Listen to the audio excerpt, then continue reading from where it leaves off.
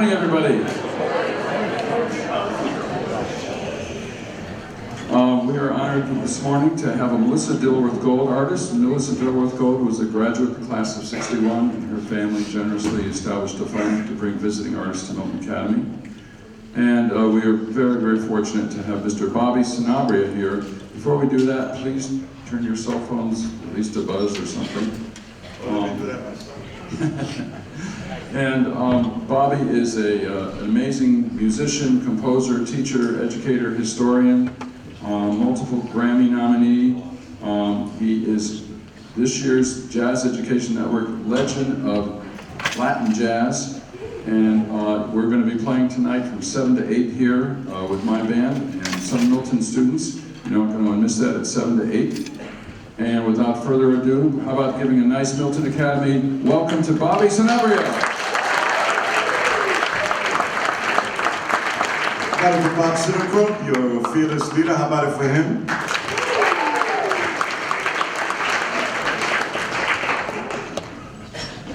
Okay. By the end of my presentation, you will learn about the entire history of all of the music that you listen to today, whether it's computer generated, whether you play it on headphones, on one of your smartphones, file share it, whatever. But it all goes back to these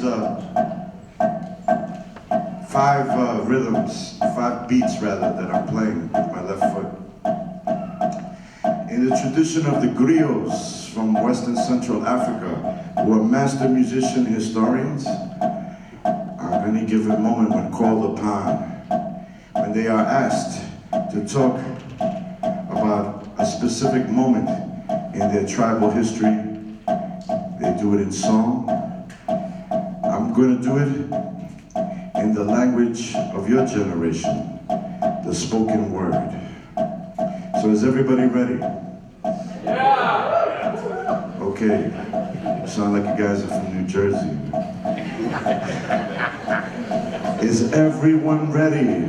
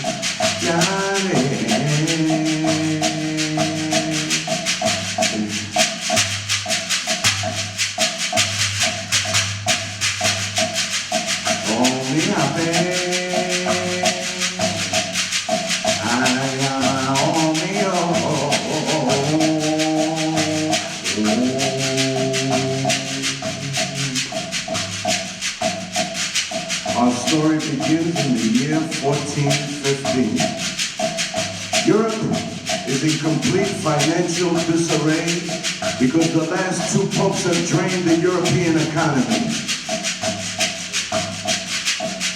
In an effort to strengthen their economy, Portugal begins the invasion of their closest neighbor, Quetta, the northernmost city of Africa.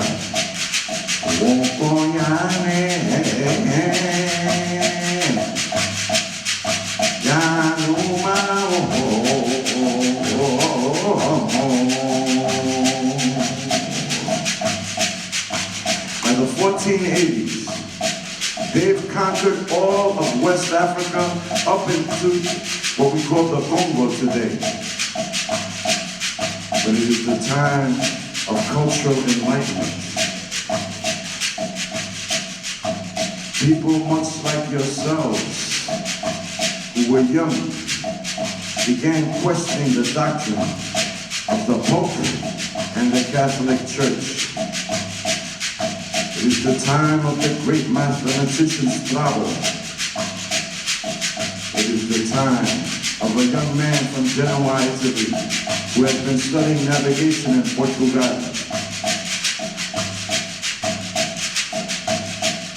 You know him as Cristoforo Colombo. Walk on your man, ya no man home.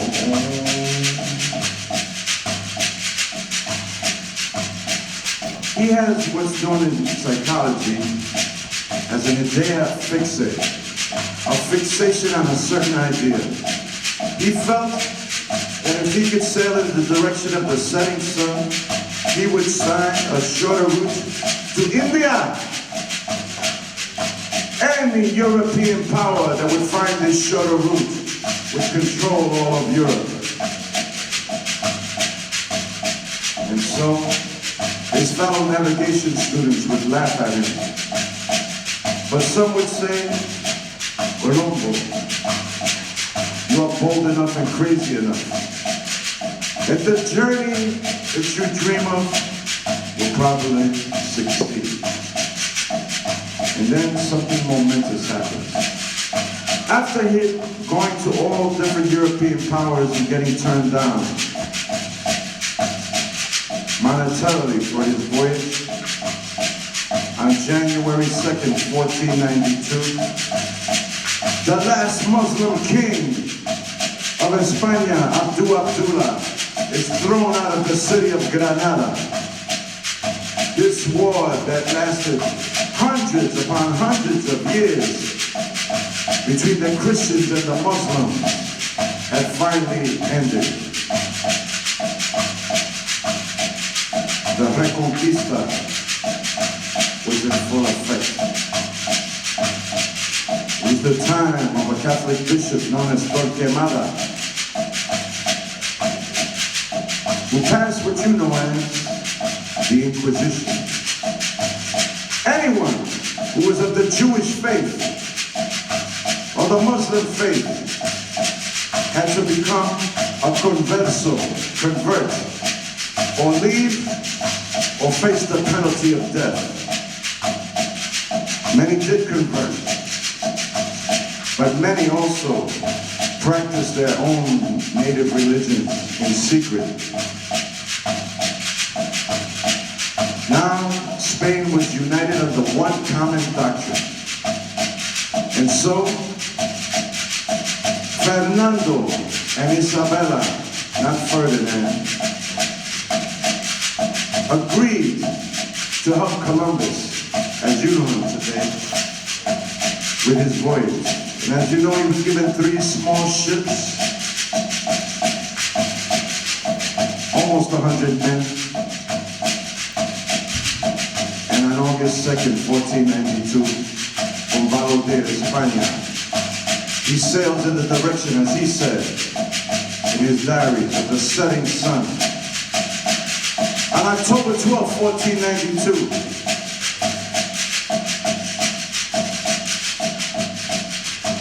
land is sighted. It is the small island known as Guanahani in the Caribbean. Colombo lands on the beach with his men. Y con los cojones que tenían los españoles en esos días, he plants the flag of España on the beach, claiming it as the sovereign territory of the king and the queen of Spain. It would be like somebody coming to your house in the middle of the night, planting a flag and saying, "This now belongs to me." The native Arawak people come to the beach out of curiosity, looking at these men who were a different color from them, who dressed differently, who smelled differently. And of course, what happened? Both Colombo, as he became known in España later on, and all of his men noticed that hanging from the necks, the wrists, the ankles, the waist, the ears, the noses of the native indigenous of the Caribbean was the monetary value that drove the European economy, gold. And so, Colombo, with the help of his Moorish navigator Carlos Pinzon, returns. They land in Portugal with the advisors of the king and queen of Portugal. Tell them, kill all these bastard Spaniards. The king of Portugal makes a momentous decision. No, let them leave. Let us see what happens. And so, Colón excitedly exaggerates the claims of gold to be found in the Caribbean. On his second voyage, he comes with 15 ships and over 1,500 men to conquer the islands of Boriquén, what today is known as Puerto Rico. Quisqueya, which today is known as Hispaniola, you know it as Haiti and the Dominican Republic. They come to conquer the largest island in the Caribbean, the island of the great Arawak chief, Kubanacan, Cuba, and so on and so forth.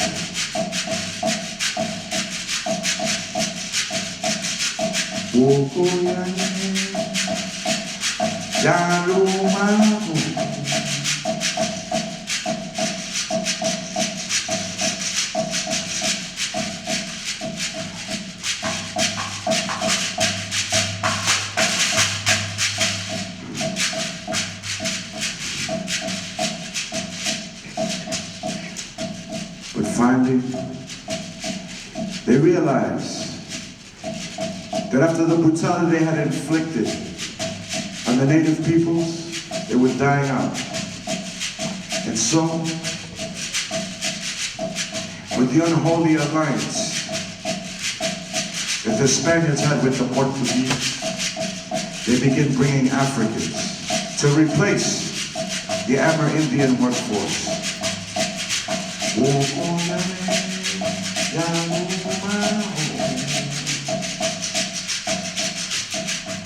By 1511, Africans are in Hispaniola. By 1512, Africans are in Puerto Rico and the island of Cuba. By 1517,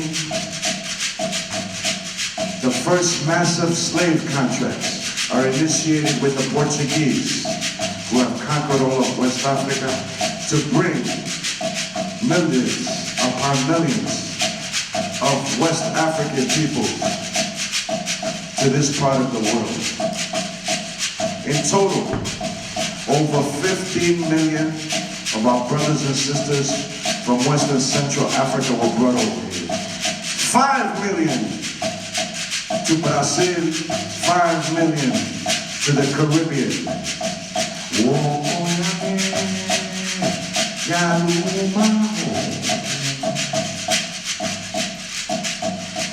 But ladies and gentlemen, as you well know, when one culture meets another culture, what happens? A new culture is created. The Spanish had studied the treatises of the Romans on how to treat their slaves to get the most out of them. They allowed them to speak their languages. At the same time, they converted them to their own religion, the Catholic religion. So these West African people learned the ancient hymns of the Spanish. Yo te salve María, llena eres de bondad. Dios te salve María, llena eres de bondad. A lot different than what happened here in what became known as the so-called United States.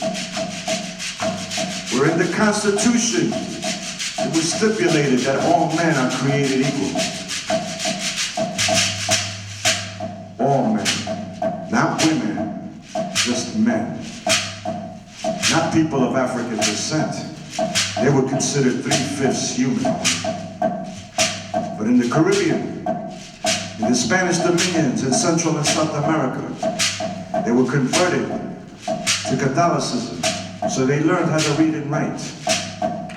But as I said before, they also maintained their own native cultures.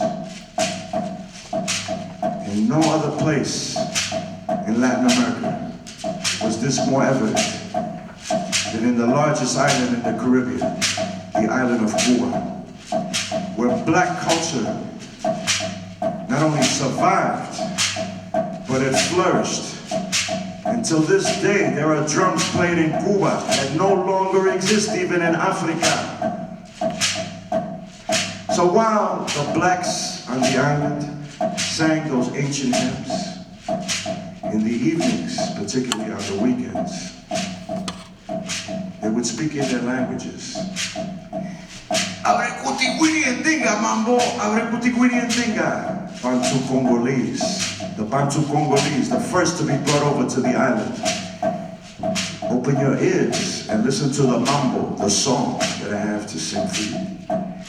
Ache alafia unyi, positive energy, ache alafia, peace be unto you.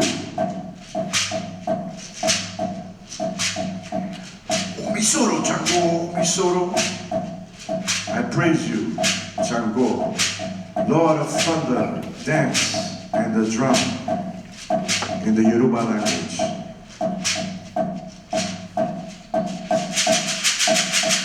Chévere Kiyongo, chévere Kiyongo. Ibonko que chévere, Ibonko. You speak the truth. I said it, my brother. Elegantly, chévere. And so, it was done. The manifestation of Africa in the so-called New World. Songs of the ancient Bantu Congolese. Songs of the ancient Yoruba. Songs of the ancient Efik peoples from southern Nigeria could be heard resounding throughout the island. For example,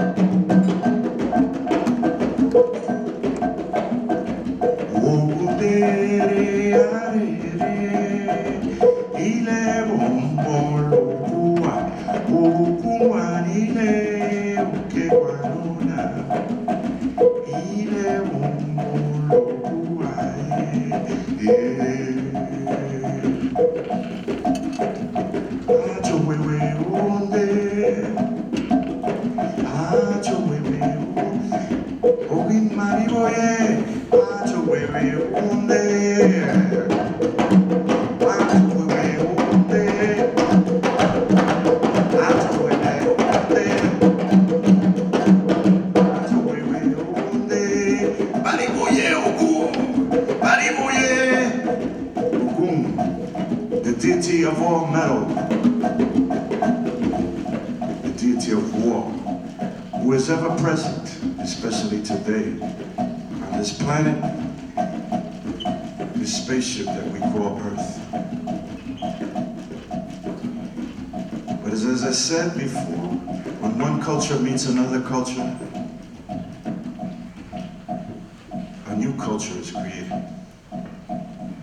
The great Cuban ethnomusicologist, Dr. Fernando Ortiz, called this new culture Afro-Cuban culture, the fusion of the culture of southern Spain with the culture of West and Central Africa. And it began manifesting itself in different ways. In the eastern part of Cuba, a new form was created from this fusion called son, the folk song tradition from the mountainous regions of Cuba. Today, in the urban environment of New York City, we call it salsa. Estoy tan enamorado, grita Tomasa.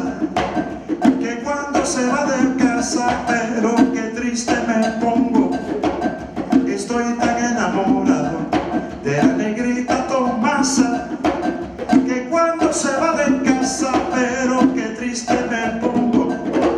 Ay, óyelo bien, ay, óyelo bien, ay. Oye, ella me hizo, oye, ella, esa negra que linda, Santa Cámara que me dio milón. Esa negra linda, Santa Cámara que me dio. Ay, lo más que me gusta es la comida que ella cocina. Lo más que me gusta es la café que mi negrita me cuela. Lo más que me gusta es la comida que ella cocina. Lo más que me gusta es la café que mi negrita me cuela. Ay, óyelo bien, ay, óyelo bien, ay. Oye, ella me hizo, oye, ella me hizo. Esa negra que linda, Santa Cámara me dominó. Esa negra linda, Santa Cámara que me dominó. Chiquiripu, mantica, chiquiripu, mantica, chiquiripu, mantica, chiquiripu, mantica. Oye, que toma chocolate, toma la mantica, caliente, chiquiripu, chiquiripu, mantica, chiquiripu, manquiripu, mantica, mantica, chiquiripu, manquiripu,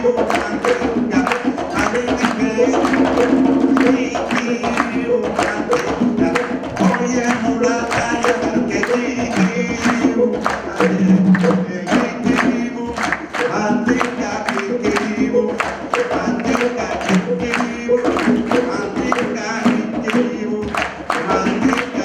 chiquiripu, mantica, chiquiripu, mantica, chiquiripu, mantica, chiquiripu, mantica, chiquiripu.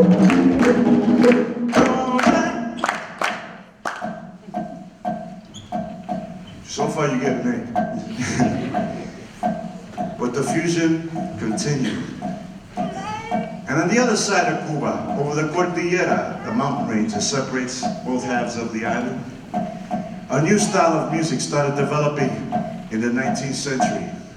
Again, from the fusion of West African tradition, in this case, Bantu Congolese tradition, with Southern Spanish zapateo, footwork, the vocalese, the vocal tradition of the Hebrews, of the Arabs, okay, as represented in this music, and also African lyrics mixed with Spanish. You know this tradition as the rumba, from the ancient Bantu Congolese word lumba, which means to get down, to affirm. This is the music I heard growing up in the South Bronx in the projects, because on the first day of summer, you would hear the sound of the Mr. Softy ice cream truck coming down with this very unique jingle that only New Yorkers know.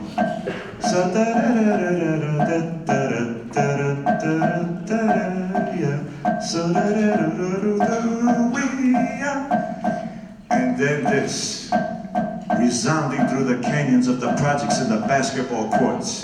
While the brothers are playing ball, the Puerto Ricans, Cubans, and the rest of the neighborhood is doing this.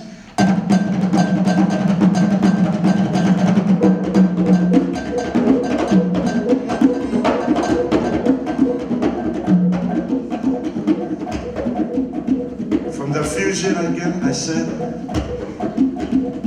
of the vocal traditions of the Hebrews and the Arabs.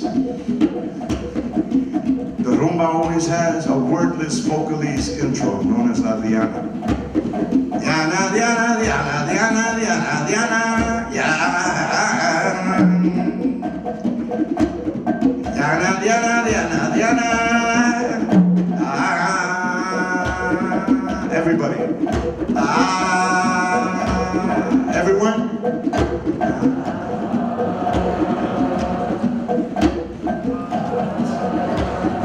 You guys need to eat more, a heartier breakfast. One more once. Diana, Diana, Diana, Diana.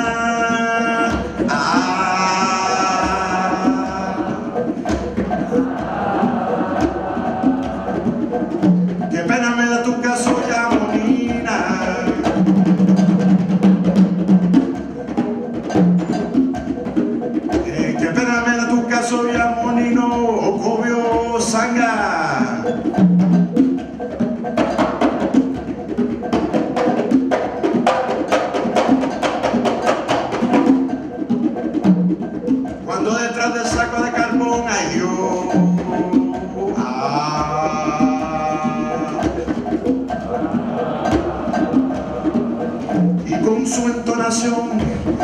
Guatemala declaró ya, juró.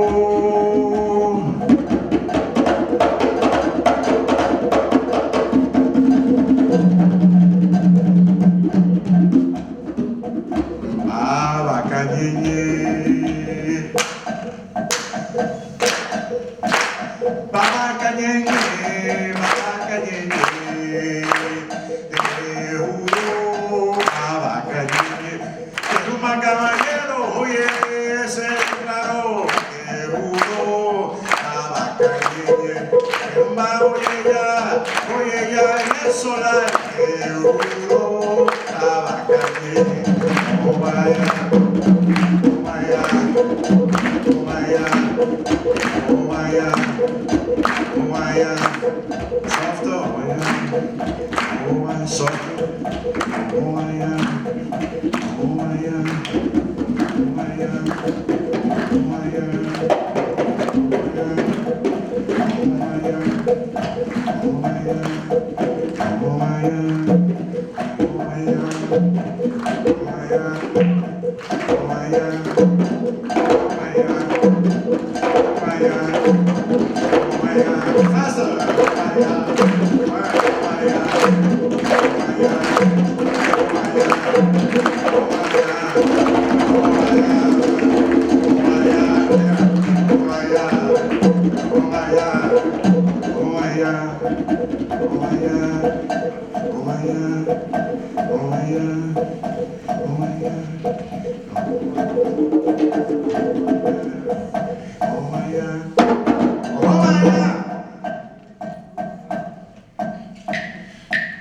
But the journey of these 5 months from Africa to the Caribbean, the so-called New World didn't stop on the island of Cuba.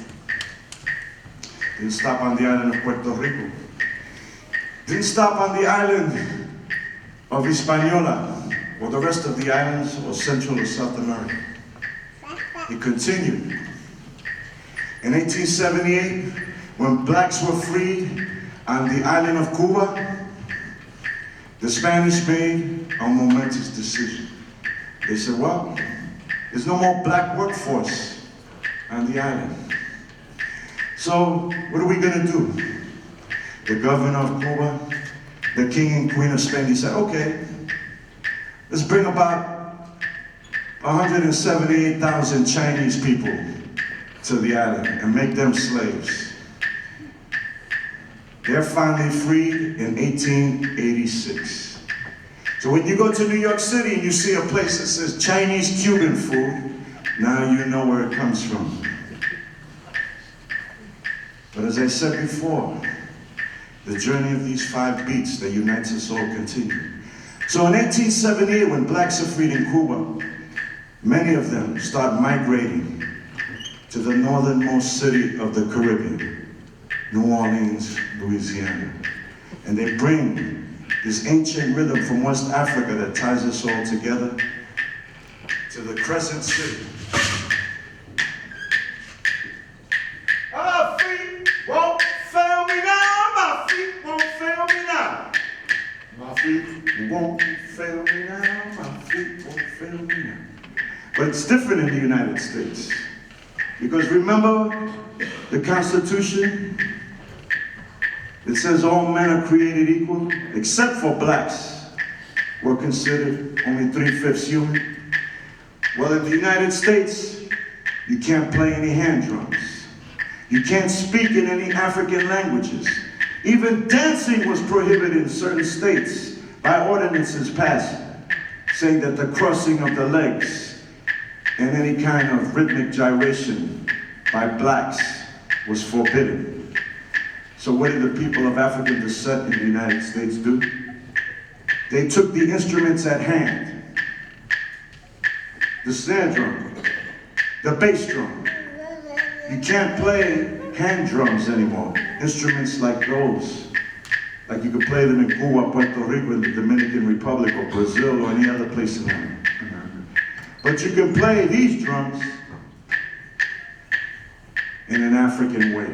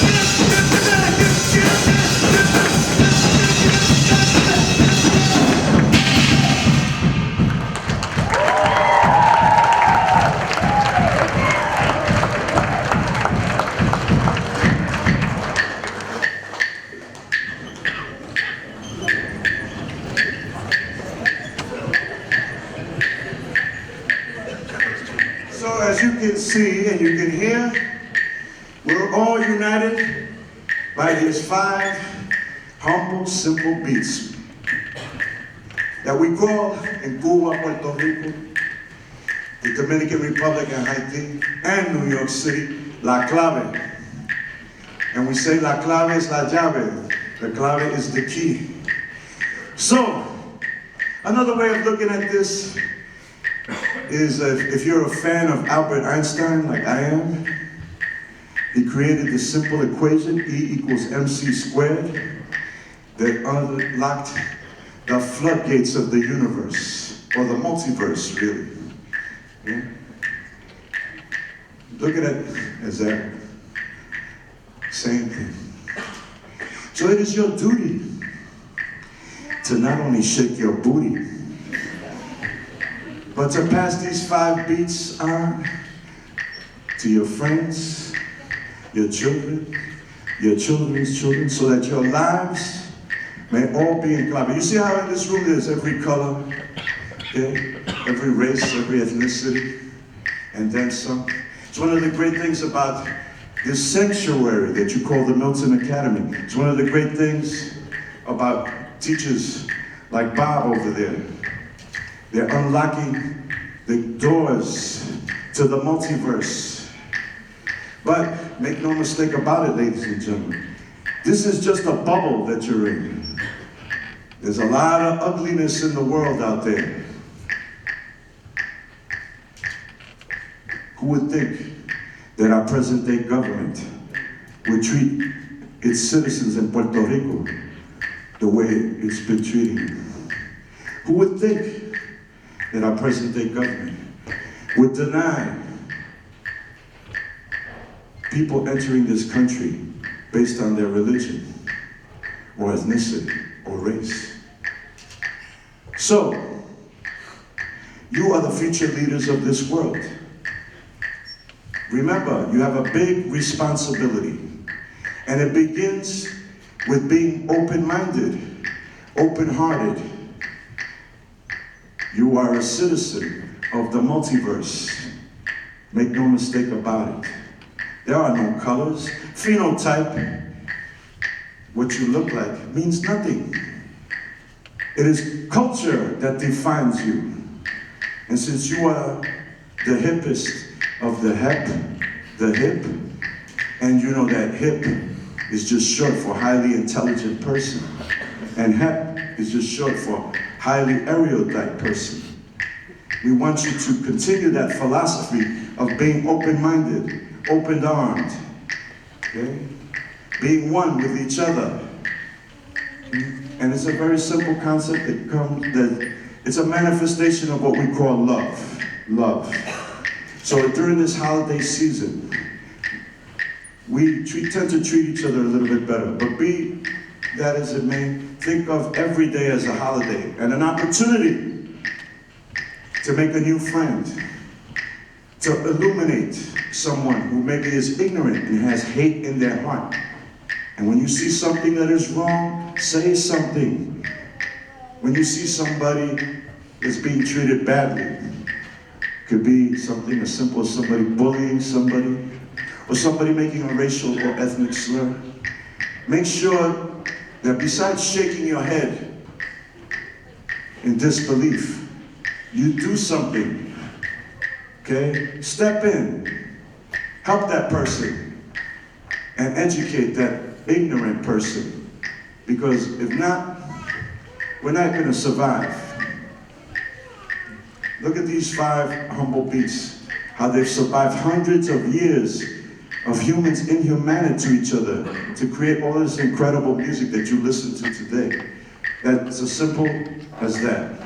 So may your lives always be en clave.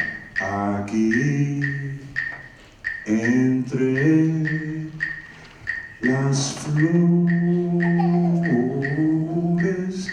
cantaremos como hermanos y hermanas al compás de la clave de la rumba y el son. Oye, aquí entre las flores. you so much, ladies and gentlemen.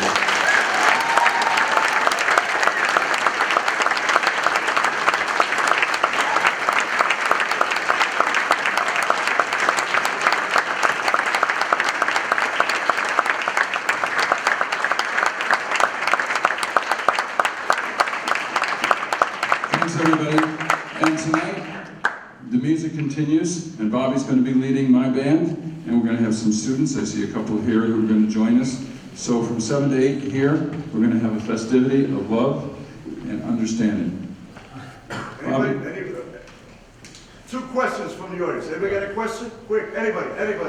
Ask me anything, You can ask me where I got this tie, anything. Anything. Anybody? Yeah, anybody has a question? Nobody has any question. Don't be bashful. Yeah, nobody has a question? One back there. How do I make this guy? Yeah, thank you. How do I make this into a drummer? Okay, let me show you something. Who here is from Arabic culture or Hebraic culture? That means you're Jewish, you're Muslim, okay. There's a little drum that's called tamborim, Tamborim. You know where it comes from? Well, it's used in Brazilian music for samba, which the word samba comes from samba, which is a Bantu Congolese word, means to dance. This drum comes from a drum called andufe, from North Africa, from Jewish, Hebraic, and Muslim tradition. Okay? All right? I want you to know that because, in the Jewish phrase, we say shalom, okay? And in the Muslim phrase, they say salam. Why do you think it sounds similar? Think about it.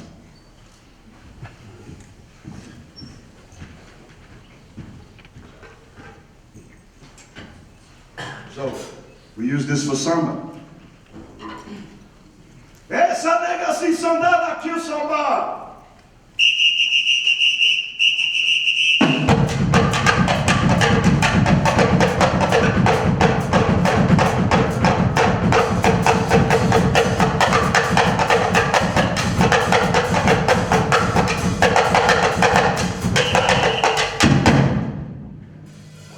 Right? That's the tamborim from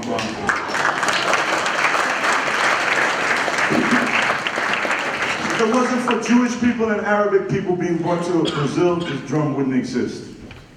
Now that I did that, does anybody have any questions? Any other questions? No other questions? Let me show you something else.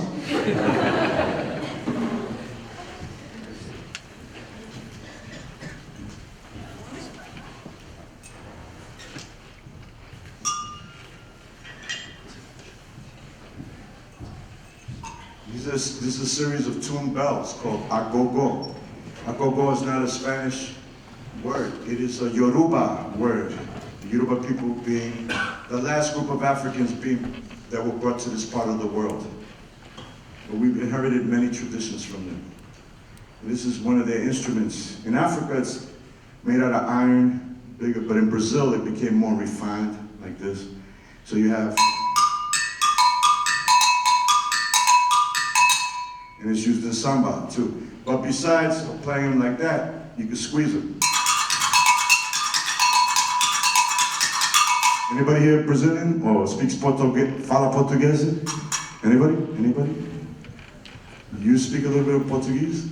Okay, right? So, if you go to Brazil or you hear Brazilian music, we might be using this tonight. So let's hear it in context.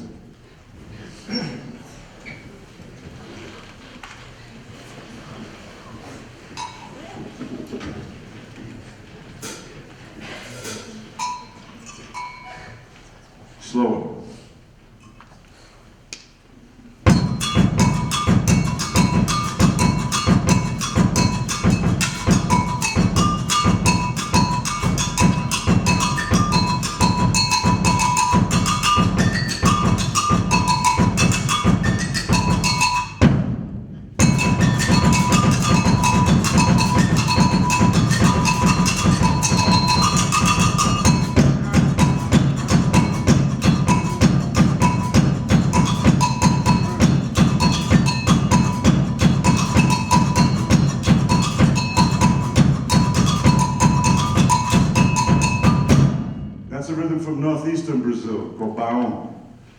different than samba. Each region has a different style of music, each region. Still no questions? One question, one brave person with a question. You talked a lot about different cultures and the fusion of different cultures throughout your presentation. Can you tell us how you learned about each culture and whether you consulted specific people? Curiosity. Curiosity, because growing up Puerto Rican in the South Bronx, I used to look in the encyclopedia about, looking for my identity. Nothing, there's nothing. Look in the dictionary, all you see is mambo. A rhythmic dance from Cuba in 2/4 time, or something, something simple, just superficial. Nothing. I started learning about history from my father because my father was into history. He was an avid reader. My father should have been a history teacher. He was a machinist, humble working class guy. One day, he bought a record home, a 45 by Sergio Mendes and Brazil 66, a great group. And this was what I heard.